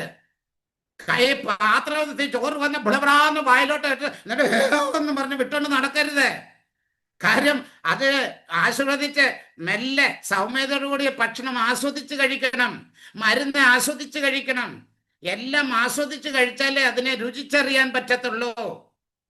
അപ്പോഴാണ് സൗഖ്യം നമ്മുടെ ഇടയിൽ നടക്കുന്നത്. ഇതെല്ലാം ഭ്രാഗിക്കൊണ്ടും എല്ലാം മുറിവുറപ്പോടുകൂടി ചെയ്താൽ എവിടെ സൗഖ്യം കിട്ടാൻ, എവിടെ അനുഗ്രഹം കിട്ടാൻ? നിന്റെ പ്രാർത്ഥന ആര് കേൾക്കാൻ? അപ്പൊ എല്ലാ മേഖലയിലും സൗമ്യത, സമാധാനത്തിനേക്കാൾ വലുത് സൗമ്യതയോടുകൂടി ഇടപെടുമ്പോഴാണ് സമാധാനം ഉണ്ടാകുന്നത്. അപ്പൊ സമാധാനം കിട്ടണമെങ്കിൽ സൗമ്യതയോടുകൂടി വേണം. സൗമ്യത വിട്ടു പോകുമ്പോഴാണ് സമാധാനം നഷ്ടപ്പെട്ടു പോകുന്നത്, സന്തോഷം നഷ്ടപ്പെട്ടു പോകുന്നത്. അപ്പൊ സൗമ്യത ഒരു അടിത്തറയാണെന്ന് ഞാൻ പറയും. എല്ലാത്തിൻ്റെ ഒരു അടിത്തറ സൗമ്യതയാണ്. അവൻ ഭൂമിയെ പോലും അവകാശമാക്കാൻ സാധിക്കും അവന്. പ്രഭാഷകൻ 4-8 വചനത്തിലേക്ക് നമ്മൾ പോകുമ്പോൾ വീണ്ടും കാണും. Sirach chapter 4:8. പാവപ്പെട്ടവന്റെ വാക്ക് ശ്രദ്ധിച്ച് കേൾക്കണം. ഞാൻ എൻ്റെ അടുക്ക വരുന്ന പാവപ്പെട്ടവനാണോ സമ്പന്നനാണോ ഒന്നും നോട്ടമില്ല. എല്ലാം ദൈവത്തിന്റെ മുമ്പിൽ ദൈവത്തിന്റെ മക്കളാണ്. അവർ എൻ്റെ അടുക്കൽ പറയാൻ വരുമ്പോൾ ഞാൻ എല്ലാം കേട്ടുകൊണ്ടിരിക്കും. അതാണ് എന്നിലെ കൂടുതൽ ആഗ്രഹം. നിങ്ങൾക്കറിയാം, സെന്റ് മേരീസ് ചർച്ചിലാന്നേലും ആദ്യ വെള്ളിയാഴ്ച നടക്കുന്ന ഇത്തിത്താനം പള്ളിയിലാന്നേലും നമ്മുടെ എവിടെ ആന്നേലും നെടുമുടി പള്ളിയിലാന്നേലും മുട്ടാറ് പള്ളിയിലാന്നേലും മണിക്കൂറുകളാണ് നിൽക്കുന്നത്. മണിക്കൂറുകൾ, വെറും അരമണിക്കൂറൊന്നുമല്ല, 1, 2, 3 മണിക്കൂർ നിന്നാണ് ഈ ആൾക്കാരെ തലയെ കൈവച്ച് പ്രാർത്ഥിക്കുക. അത്രയും സമയം അവർ സൗമ്യതയോടുകൂടി അവിടെ നിൽക്കും. പ്രാർത്ഥന കിട്ടാതെ പോകാറില്ല. ഞാൻ അവരെ മുഴുവൻ പ്രാർത്ഥിക്കാതെ ഞാൻ വെള്ളം പോലും കുടിക്കുന്നില്ല, ആഹാരം പോലും കഴിക്കുന്നില്ല. അതുകൊണ്ട് അവരുടെ വാക്കുകൾ കേൾക്കാൻ ഞാൻ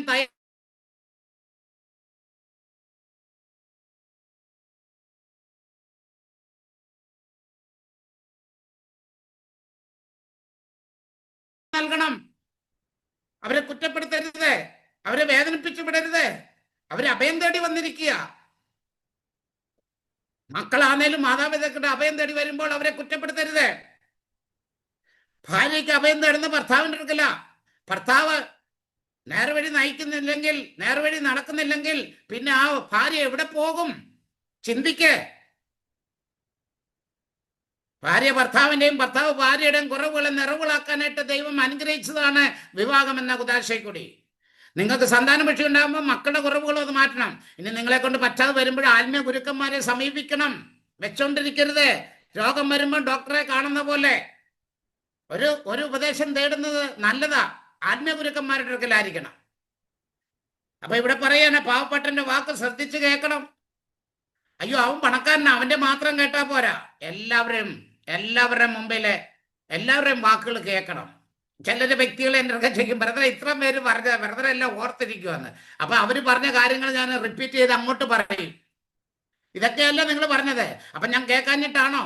അല്ല, ബ്രദർ ഇത്രയും പേരും കേൾക്കുന്നില്ല, പിന്നെ എങ്ങനെ ബ്രദർ ഇങ്ങനെ പറയുന്നത്? അതെ, എൻ്റെ ദൈവത്തിന്റെ ആത്മാവ് എൻ്റെ മേലുണ്ട്.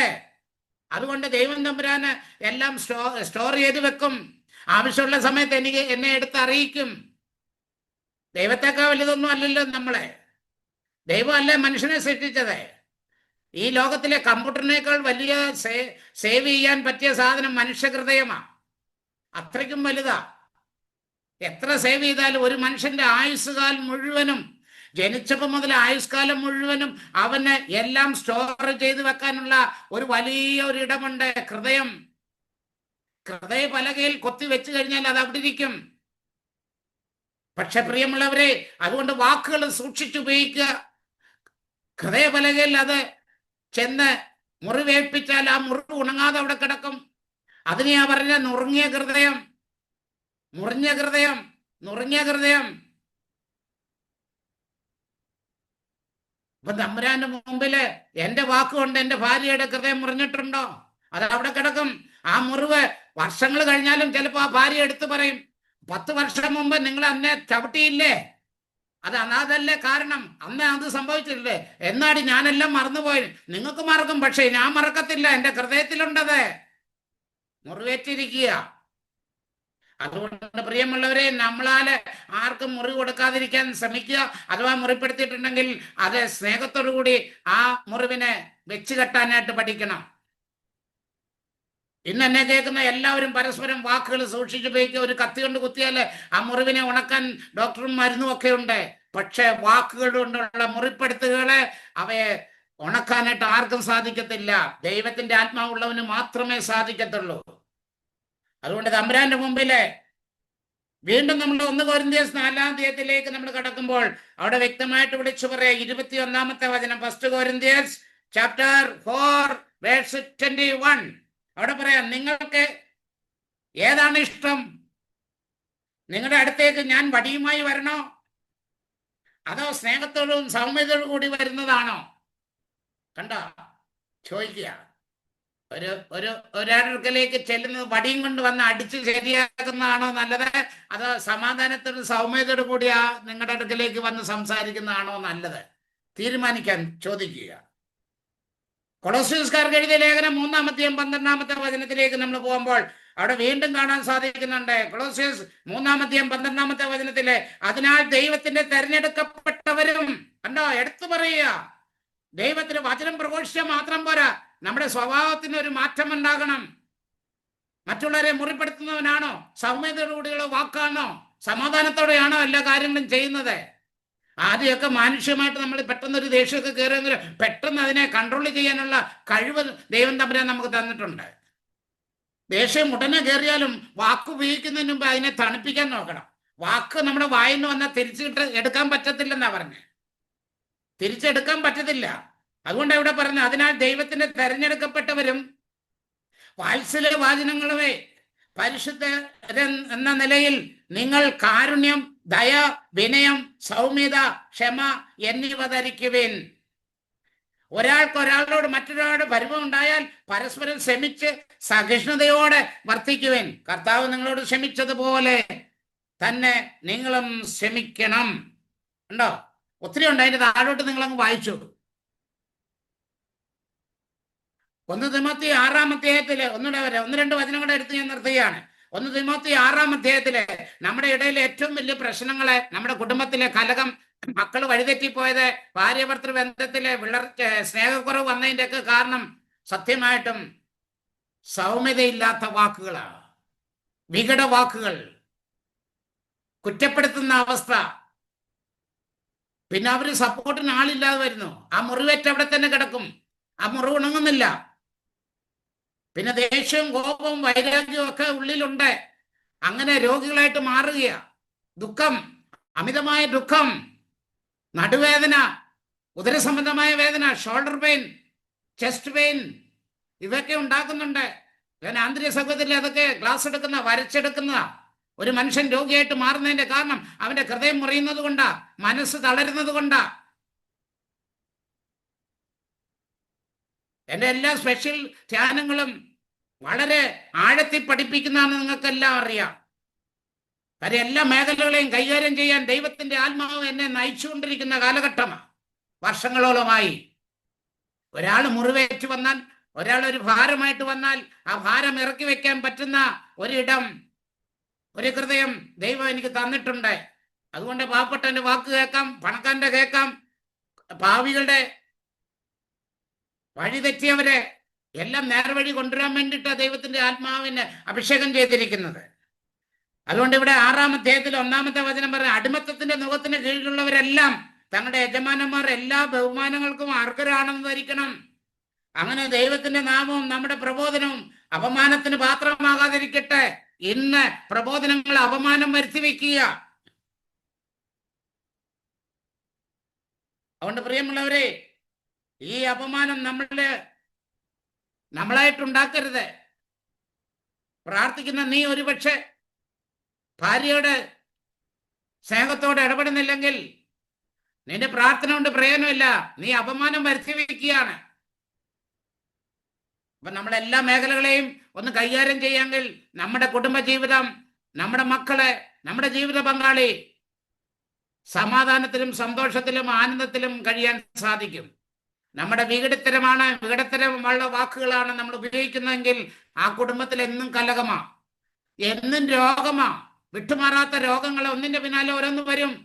അതിന്റെ അർത്ഥം എല്ലാവരും പറയുന്നത് പോലെ നെഗറ്റീവ് എനർജി, തിന്മയുടെ ആസക്തി, തിന്മയുടെ വാക്കുകൾ നമ്മുടെ ഭവനത്തിൽ ഉപയോഗിക്കുമ്പോൾ അത് അവിടെ തളം കെട്ടിക്കിടക്കുന്നതാണ് നെഗറ്റീവ് എനർജി എന്ന് പറയുന്നത്. നന്മ ലേശം പോലുമില്ല. തെറിവിളി, ചീത്തവിളി, കുറ്റപ്പെടുത്തല്, ഇതെല്ലാം തിന്മയുടെ ആസക്തി ആയതുകൊണ്ട് നെഗറ്റീവ് എനർജി നമ്മുടെ ഭവനത്തിൽ വസിക്കുന്നു. എന്നാൽ ദൈവത്തിന്റെ മക്കളുടെ ഇടയിൽ ഇതൊന്നും ഉണ്ടാകരുത്.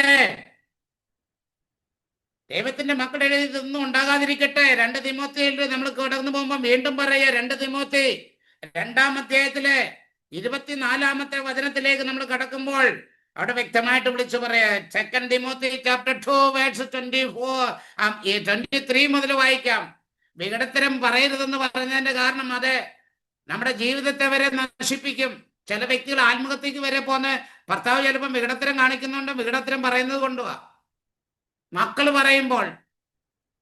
അതുകൊണ്ട് ഇവിടെ പറയാം, മൂഢവും ബലിഷ്ഠവുമായ വാദപ്രതിവാദത്തിൽ ഏർപ്പെടരുത്. പ്രാർത്ഥിക്കുന്ന കുടുംബങ്ങളില്, നമ്മുടെ ഭവനങ്ങളില് മൂഢവും ബാലിശവുമായ വാദപ്രതിവാദത്തിൽ ഏർപ്പെടരുത്. വാദപ്രതിവാദങ്ങൾ ഉണ്ടാകരുത്. അവ കലങ്ങൾക്കിടയാക്കുന്നുണ്ട്. കലകം ഉണ്ടാകുന്നതിന്റെ കാരണം അതാ, വാദപ്രതിവാദങ്ങളാ. ഭാര്യയും ഭർത്താവും മാതാപിതാക്കളും മക്കളും തമ്മിൽ ഒരു കുടുംബത്തില് ഈ അടുത്തിടെ ചങ്ങനാശ്ശേരിയിലെ വലിയൊരു സമ്പന്നം വിളിച്ചു പറയുക, എന്റെ മകള് പറഞ്ഞാൽ കേൾക്കുന്നില്ല, അവര് വർഷമായി പ്രേമബന്ധത്തിൽ ഏർപ്പെട്ടു, എനിക്ക് ജീവിക്കണ്ട ബ്രദറെ, എനിക്ക് മരിച്ചാൽ മതി, ഒന്ന് പ്രാർത്ഥിക്കാമോ ഒന്ന് മരിക്കാൻ വേണ്ടിയിട്ട്. ഞാൻ പറഞ്ഞു, നിനക്ക് ജീവിക്കാൻ വേണ്ടിയിട്ട് യേശു ക്രിസ്തു 3 ആണികളിൽ കുരിശിന്മേൽ പിടഞ്ഞു മരിച്ചത് നീ മറന്നുപോയോ? നിന്നെ രക്ഷിപ്പാൻ കഴിയാത്ത വിധം അവിടുത്തെ കരങ്ങൾ കുറുകിപ്പോയിട്ടില്ല. ആ ഈശോയിലേക്ക് നോക്ക്. നീ അനുഭവിക്കുന്നതിനേക്കാൾ വലിയ പീഡനങ്ങൾ യേശു അനുഭവിച്ചില്ലേ? ആ പീഡകളോട് ചേർത്ത് പിടിച്ചു വെച്ചെന്ന് പ്രാർത്ഥിച്ചേ. മോചനം കിട്ടുമെന്ന് പറഞ്ഞപ്പോൾ അദ്ദേഹത്തിന് ഇപ്പോൾ മരിക്കണ്ട, ജീവിക്കണമെന്ന് തോന്നി. ഒരുപാട് മക്കൾക്ക് ആ അവസ്ഥയാ. അപ്പം പറയാം, അത് വീട്ടിൽ കലഹം ഉണ്ടാകുന്നതിന്റെ കാരണം ഇതാ, മൂഢവും ബാലിശവുമായ വാദപ്രതിവാദങ്ങൾ ഉണ്ടാവും. അപ്പോഴേ അവിടെ നിർത്തണം, സ്റ്റോപ്പ് ചെയ്തേക്കണം. ആവശ്യമില്ലാത്ത കാര്യത്തെ പിടിച്ച് വലുതാക്കി അവിടെ കലഹം സൃഷ്ടിപ്പിക്കരുത്. മക്കൾക്കും വീടിനും കുടുംബജീവിതത്തിലും അത് വളരെ ദോഷം ചെയ്യും. പലരും രോഗികളായി മാറിയതിന്റെ കാരണം ഞാൻ എല്ലാവരും കാണുന്നത് മുറിവുകളാണ്. ആ മുറിവുകളുടെ വിദ്വേഷം, വെറുപ്പ്, വൈരാഗ്യം എല്ലാം കയറി പല വിധത്തിലുള്ള രോഗങ്ങളെ അടിമപ്പെടുകയാണ്. അതുകൊണ്ട് തമ്പുരാന്റെ മുമ്പിൽ, അതുകൊണ്ടാണ് ഇവിടെ പറയുന്നത്, കർത്താവിന്റെ ദാസൻ, 24-ാമത്തെ വചനം പറയുന്നത്, കർത്താവിന്റെ ദാസൻ കലഹപ്രിയനാകയിരിക്കരുത്. അപ്പം പ്രാർത്ഥിക്കുന്ന വ്യക്തികളുടെ കുടുംബത്തിൽ കലഹം സൃഷ്ടിപ്പിക്കരുത്. എല്ലാവരോടും സൗമ്യതയുള്ളവനും യോഗ്യനായ അധ്യാപകനും ക്ഷമാശീലനുമായിരിക്കണം. എതിർക്കുന്നവരെ 25 പറയും, എതിർക്കുന്നവരെ അവൻ സൗമ്യതയോടുകൂടി തിരുത്തണം. എതിർപ്പുകളുണ്ടാകും. അറിയാം, നമ്മുടെയൊക്കെ അഭിഷിക്തരും വചനപ്രഘോഷകരും ഒക്കെ അവരെ എതിർത്തെന്ന് പറഞ്ഞ് അവര് പ്രലോഭത്തിലാവപ്പെട്ട് നമ്മളെ ശപിച്ചു കളയും. നീ ഒന്നും ഗുണം പിടിക്കാൻ പോകത്തില്ലെന്ന് പറഞ്ഞിട്ട് പോകും. അത്രയും വചനപ്രഘോഷകരാ. അവരുടെ ശാപമൊന്നും നമുക്ക് ഏക്കത്തുമില്ല. കാര്യം ഇവിടെ പറയും, എതിർക്കുന്നവരെ അവൻ സൗമ്യതയോടുകൂടി തിരുത്തണം. സത്യത്തെക്കുറിച്ചുള്ള പൂർണ്ണ ബോധ്യത്തിലേക്ക് മടങ്ങി വരുന്നതിന് ഉതകുന്ന അനുതാപം ദൈവം അവർക്ക് നൽകും. കണ്ടോ? ആരാണ് ഇവിടെ പറയാണ്, പിശാച് തന്റെ ഇഷ്ടം, 26-ാമത്തെ വചനം, പിശാച് തന്റെ ഇഷ്ടനിർവഹത്തിന് വേണ്ടി അവരെ അടിമകളാക്കിയിരിക്കുന്നത് കൊണ്ട് സുബോധം വീണ്ടെടുത്ത് അവർ കെണിയിൽ നിന്ന് രക്ഷപ്പെടും. നമ്മൾ അതുകൊണ്ട് അവരെ വീണ്ടും കെണിയിലേക്ക് തള്ളി വീഴ്ത്താതെ സൗമ്യതയോടുകൂടി അവർക്ക് തിരുത്തൽ നൽകിയാൽ ഒരു പക്ഷെ ദൈവം അവരെ ആ അവസ്ഥയിൽ നിന്ന്, പിശാചിന്റെ പിടിയിൽ നിന്ന് മോചനം ലഭിച്ച് രക്ഷയുടെ അനുഭവത്തിലേക്ക് വരാൻ സാധ്യതയുണ്ട്. അതുകൊണ്ട് നമ്മൾ ആരെയും കുറ്റപ്പെടുത്താതെ സൗമ്യതയോടുകൂടി തിരുത്തലുകൾ നടക്കും. ഇന്നിപ്പം തിരുത്തലുകൾ നടക്കും. നമുക്കറിയാം, മത്തായിയുടെ സുവിശേഷത്തിൽ പറഞ്ഞ പോലെ വിത്ത് വിതച്ചു, കളകളും വളർന്നു. എന്നാൽ കതിരുകളായപ്പോഴാണ് അവർക്ക് പിടികിട്ടിയത് കളകളും ഉണ്ടെന്ന്. അതിനു മുമ്പ് അവർക്ക് പിടികിട്ടില്ല. കാര്യം ഈ വിത്തും നമുക്കറിയാം, നെല്ലും കളകളും ഒരുപോലെ വളരും.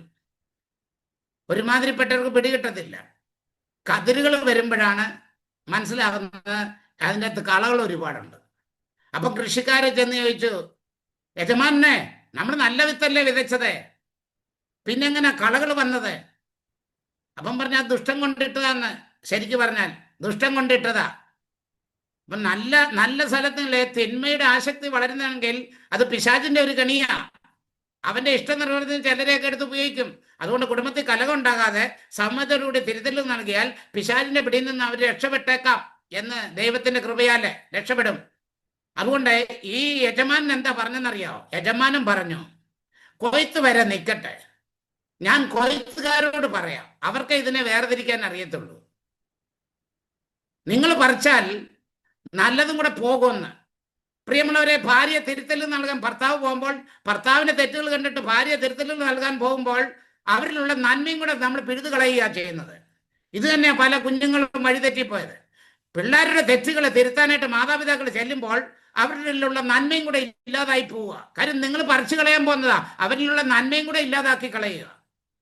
അതുകൊണ്ട് ഞങ്ങളെപ്പോലുള്ളവരാണ് കൊയ്ത്തുകാര്. ഞങ്ങളെപ്പോലുള്ളവരുടെ അടുത്ത് കൊണ്ടുവന്നാൽ അവർ സൗമ്യതയോടുകൂടി അവർക്ക് തിരുത്തലുകൾ നൽകും. അതല്ലേ മോനെ, ഇങ്ങനെ ചെയ്യ്, ഇങ്ങനെ ചെയ്യ്, ഇങ്ങനെ ചെയ്യ് എന്ന്. കാര്യം ഒരുപാട് അനുഭവങ്ങൾ പങ്കുവയ്ക്കാനുണ്ട്. നിങ്ങൾക്കറിയാം, ഏത് വയലന്റ് ആയിട്ട് വരുന്നവരെയും സൗമ്യതയോടുകൂടി അവരെ വീണ്ടെടുക്കാനായിട്ട് ദൈവത്തിന്റെ ആത്മാവ് എന്നിൽ പ്രവർത്തിക്കുന്നതുകൊണ്ട്. മാനസിക രോഗികള്, മയക്കുമരുന്ന് അടിമപ്പെട്ടവര് എത്ര പേരെ ഞാൻ വീട്ടിലുള്ളപ്പം കൊണ്ടുവരുന്നത്. അവരുടെ മോനെ എന്ന് വിളിക്കുമ്പോൾ ഒരു മയക്കുമരുന്ന് അടിമപ്പെട്ട ഒരു മകൻ പറയുകയാണ്, 18 വയസ്സേ ഉള്ളൂ, എൻ്റെ അപ്പനും അമ്മയും ജന്മം നൽകിയ അപ്പനും അമ്മയും എന്നെ തെണ്ടി പട്ടി മറ്റേതേ മറിച്ചതെന്നാ വിളിച്ചേക്കുന്നത്. ഒരു മോനെ വിളി ഞാൻ കേട്ടിട്ടില്ല ബ്രദറെ എന്നും പറഞ്ഞിട്ടുണ്ട്. എൻ്റെ അടുക്കലോട്ട് വന്ന് മുട്ടുമേ, എൻ്റെ കാല് മുട്ടുമേ, എൻ്റെ മടിയിൽ അവൻ്റെ തല വെച്ച് കരയാൻ തുടങ്ങി.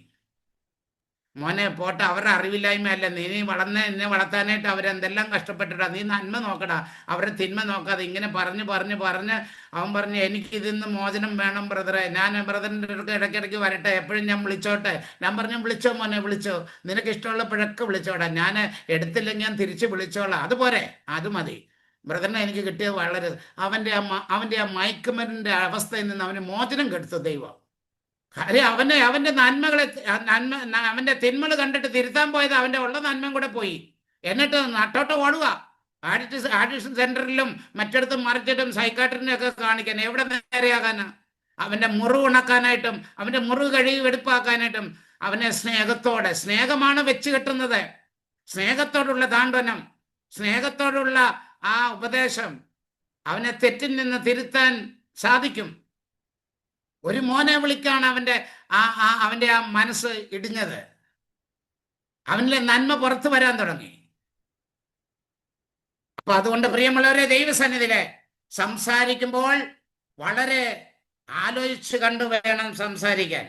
പലപ്പോഴും നമ്മളത് ചെയ്യാതെ വരുന്നത് കൊണ്ട് പലരുടെ നന്മകളെ ഇല്ലാതായിക്കൊണ്ടിരിക്കുക. അതുകൊണ്ട് തമ്പുരാന്റെ മുമ്പില് എല്ലാം സമർപ്പിക്കുക. അതുകൊണ്ട് ദൈവകരങ്ങളിലേക്ക് നമ്മളെ തന്നെ സമർപ്പിക്കാം. ദൈവമേ, ഞാൻ അയോഗ്യനാണ്, ബലഹീനനാണ്, എന്റെ സംസാരത്തിൽ എത്ര പേര് മുറിപ്പെട്ടു, അവരെല്ലാം ഇന്നത്തെ ഈ വചനത്തിന് എന്ത് യോഗ്യതയാൽ അവിടുത്തെ കരങ്ങളിലേക്ക് സമർപ്പിക്കുക. തമ്പുരാന്റെ കരങ്ങളിലേക്ക് വിട്ടുകൊടുത്ത് പറ, ദൈവമേ ഞാൻ സമർപ്പിക്കുക, അവിടുത്തെ കരങ്ങളിലേക്ക് സമർപ്പിക്കുക.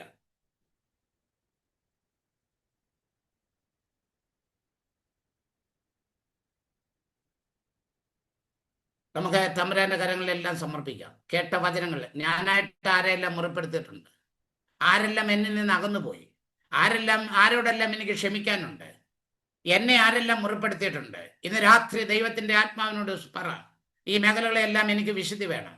ഏറ്റവും വലിയ രോഗങ്ങളും തകർച്ചകളും വന്നത്, ഏറ്റവും വലിയ പാപം ഇത് തന്നെയാണ്. വ്യഭിചാരവും മദ്യപാനത്തിനേക്കാൾ ഏറ്റവും വലിയ മാരക പാപം ആത്മാവിനെ ബാധിച്ചിരിക്കുന്ന വിദ്വേഷം, വെറുപ്പ്, വൈരാഗ്യം, ഇതെല്ലാം ആത്മാവിനെ ബാധിക്കുന്ന. ആത്മാവിനെ ബാധിച്ചു കഴിഞ്ഞാൽ ശരീരത്തിൽ സ്പ്രെഡ് ആകുന്നതാണ് മറ്റു പല രോഗങ്ങളും, ക്യാൻസറും അല്ലെങ്കിൽ മറ്റതും. മുറിവുകൾ ഉണങ്ങാതെ കിടക്കുന്നത് കൊണ്ട് അതിൽ കൂടി കയറിയ വൈറസുകൾ, വെറുപ്പ്, വിദ്വേഷം, വൈരാഗ്യം, അകൽച്ച, ഇതെല്ലാം കൊണ്ട് ഞാൻ രോഗിയായിട്ട് മാറി എന്നായിരുന്നു സംഭവിച്ചത്. വെളിപാടിന്റെ പുസ്തകത്തിൽ പറയുന്നുണ്ട്. വെളിപാടിന്റെ പുസ്തകം 2-ാം അധ്യായത്തില് വ്യക്തമായിട്ട് പറയുക, 4-5 വചനം പറയുന്നു, എങ്കിലും നിനക്കെതിരെ എനിക്കൊന്ന് പറയാനുണ്ട്. Revelation chapter 2 verse 4 and 5. നിനക്ക് ആദ്യം ഉണ്ടായിരുന്ന സ്നേഹം നീ കൈവിട്ടു. ഭാര്യ ഭർത്താക്കന്മാര് തമ്മില് കുഞ്ഞുങ്ങൾ ജനിച്ചപ്പോൾ ചക്കരയുമായി എല്ലാം കൊടുത്ത് കുഞ്ഞുങ്ങളെ താലോലിച്ച് വളർത്തി. എവിടെ വെച്ചാണ് കുഞ്ഞുങ്ങളോടുള്ള ആ സ്നേഹം നഷ്ടപ്പെട്ടത്? എവിടെ വെച്ചാണ് ഭാര്യയോടുള്ള സ്നേഹം നഷ്ടപ്പെട്ടു പോയത്? എവിടെ വെച്ചാണ് ഭർത്താവിനോടുള്ള സ്നേഹം നഷ്ടപ്പെട്ടു പോയത് എന്ന് കർത്താവ് ചോദിക്കുക. ആദ്യമുണ്ടായിരുന്ന സ്നേഹം നീ കൈവെടിഞ്ഞു. അതിനാൽ ഏത് അവസ്ഥയിൽ നിന്നാണ് അധംപതിച്ചത് എന്ന് ഇപ്പോൾ ഇന്ന് രാത്രി ചിന്തിക്കുക. ആദ്യത്തെ നിന്റെ ജോലി, ഇന്നത്തെ തിരുവചനത്തിൽ ഞാനായിട്ട് ആരൊക്കെല്ലാം മുറിവിട്ടു, ആരോടെല്ലാം പിണക്കമുണ്ട്, ആരെയെല്ലാം വേദനിപ്പിച്ചിട്ടുണ്ട്, നീയായിട്ട് കൊടുത്ത മുറിവുകൾ നീയായിട്ട് തന്നെ ഉണക്കണം. നിന്നെ ആരെല്ലാം വേദനിപ്പിച്ചിട്ടുണ്ട് അത് ഓർത്ത് ഈ രാത്രി ചിന്തിക്കുക. അധംപതിച്ചത് എവിടെയാണ്? അവിടെയാണ് അധംപതനം തുടങ്ങിയത്. അവിടെ മുതലാണ് നിനക്ക് തകർച്ചകളും രോഗങ്ങളും ദുഃഖങ്ങളും മാനസികാവസ്ഥകളും എല്ലാം ഉണ്ടായത്. ആദ്യത്തെ പ്രവർത്തികൾ അനുദപിക്കുക. രണ്ടാമത് പറയുന്ന അനുദപിക്കുക. മൂന്നാമത് പറയാ ആദ്യത്തെ പ്രവൃത്തി, ആദ്യമുണ്ടായിരുന്ന ആ സ്നേഹത്തിലേക്ക്.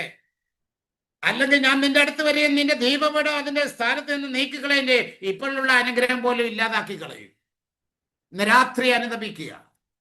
ദൈവം നമ്മളോട് പറയുക, ആരെയെല്ലാം നീ വേദനിപ്പിച്ചു, ആരോടെല്ലാം നിനക്ക് വെറുപ്പുണ്ട്, വിദ്വേഷമുണ്ട്, വൈരാഗ്യമുണ്ട്, ഇവയെല്ലാം കൊണ്ട് നീ രോഗിയായിട്ട് മാറിയില്ലേ? ഇതെല്ലാം നിന്റെ ഹൃദയത്തിൽ കിടക്കുന്നുണ്ട്. ജെറുസലേമേ, നിന്റെ ഹൃദയത്തിൽ നിന്ന് ദുഷ്ടത കഴുകിക്കളയുക. യെരമ്യാ 4:14. എങ്കിൽ നീ രക്ഷ പ്രാപിക്കും. എത്ര നാളായി ദുഷിച്ച ചിന്തകളും പേറി നടക്കുക? യെരമ്യാ chapter 4:14. 4-ാമത്തെ വചനം പറയുക, എത്ര നാളായി നീ ഇത് മറ്റും നടക്കുക? വൈരാഗ്യം, വിദ്വേഷം, വെറുപ്പ്, ഭർത്താവിനോട് ദേഷ്യം, അറപ്പ്, ഭാര്യയോട് കുറ്റം, കണ്ടതിനും പറച്ചനും എല്ലാം അവസാനിപ്പിക്കുക. രാത്രി അവസാനിപ്പിക്കുക. നീ നിന്റെ കുടുംബം രക്ഷ പ്രാപിക്കും. നിന്റെ തകർച്ചകൾ മാറും, നിന്റെ രോഗങ്ങൾ മാറും. അതല്ലാതെ രോഗസൗഖ്യത്തിന് വേണ്ടി മാത്രം പ്രാർത്ഥിക്കരുത്. നിന്റെ ആ രോഗം വരാനുള്ള കാരണം നിന്റെ പിന്നില് ആന്തരിക മുറിവുകളാണ്.